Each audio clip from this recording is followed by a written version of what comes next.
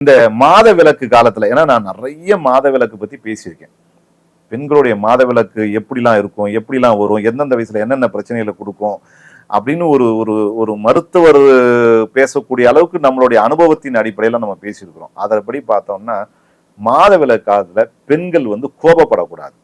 முக்கியமான ஒரு விஷயம் அது. அவங்க கோபப்பட்டால், இப்பவும் சொல்றேன், மாத விலக்கு டைம்ல நீங்க கோபப்படாதீங்க. கோபப்பட்டா உங்க அழகு கெட்டு போகும். உங்களுடைய அழகு கெடுறதுக்கான வாய்ப்பு அதிகம். ஏன்னா உடல்ல நிறைய மாற்றங்கள் விஞ்ஞானப்படி.